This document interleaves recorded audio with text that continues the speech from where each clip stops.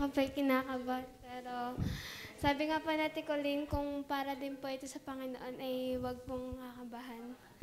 Ako po ay nagpapasalamat sa Panginoon sa buhay po at kalakasan po ng katawan. Kahit po nung nakaraan pong buwan po ay dahil pong naging sakit hanggang pong ngayon. Pero hindi naman po sobrang seryoso yung mga sakit po. Ako po ay nagpapasalamat kasi po binubuhay pa po ako ng Panginoon. Kahit po nung nakaraan pong araw, ako po ay naghahabol po ako ng hininga nung alas 12 dahil po sa, hindi ko po alam kung ano po sakit yun, ubo po ata yun at sipon.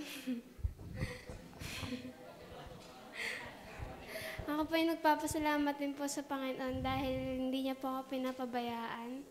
Papasalamat din po ako dahil ako po ay naligtas. Amen. Nung August 27 po.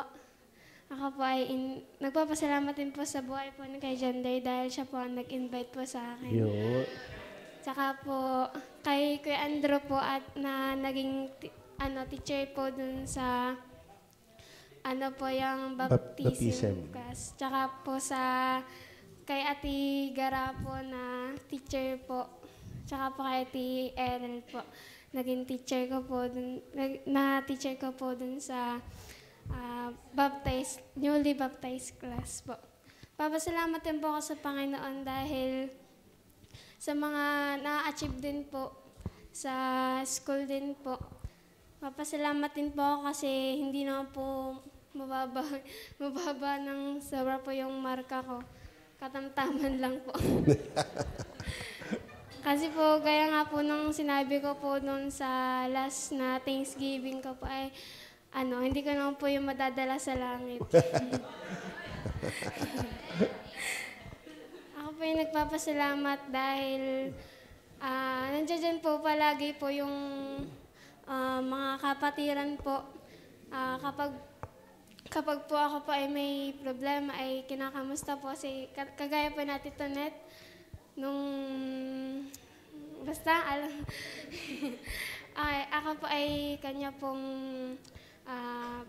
pinagsabihan tapos para po ako po ay lalo pong na-encourage po sa kanya dahil po sa kanya pong mga sinasabi po sa akin patungkol po sa Panginoon. At papasalamat din po ako kay Ate Tonet dahil nung sinabi niya po sa akin kapag daw po ay persecute, ay magpasalamat daw po sa Panginoon dahil kapag daw po ganun daw po ay sumusunod daw po sa yapak daw po ng Panginoon. Nga naman. Ayun po, ako po ay mali pong nagpapasalamat sa lahat-lahat po. Ay hindi ko po mabibilang lahat po ng biyaya po na binibigay niya po sa akin.